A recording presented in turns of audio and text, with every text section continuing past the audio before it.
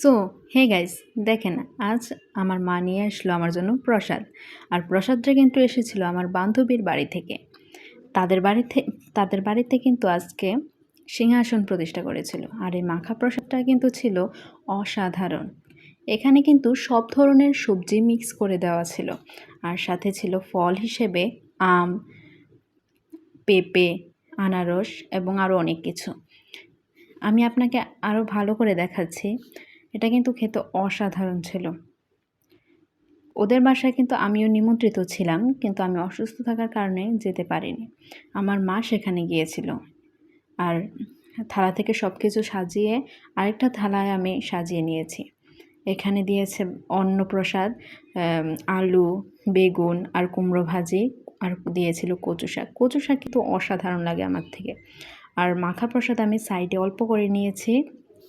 আর দিয়েছে ফল হিসাবে আম, তারপরে কি আঙ্গুর, তারপরে আনারস ছিল, কচু শাক, তারপর কচু দিয়ে কি যেন একটা ওরা রান্না করছে, ওইটা কিন্তু অসাধারণ ছিল।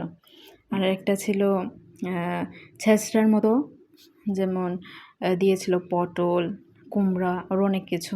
আরেকটা ছিল ডালনা, সেখানে দিয়েছিল পটল, আলু।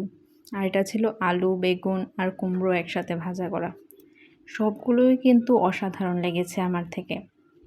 কচু শাক কিন্তু আমার অল টাইম ফেভারিট, এটা আমার থেকে সব সময় ভালো লাগে। আর অন্য প্রসাদগুলো দেখতেই পাচ্ছেন একটু হলুদ হলুদ হয়ে আছে, সবগুলো প্রসাদের সাথে মিশেছিল, তাই এটা একটু হলুদ কালারের হয়ে গিয়েছে, কিন্তু প্রসাদটা কিন্তু দুর্দান্ত ছিল। আচ্ছা, আপনারা ভালো থাকবেন।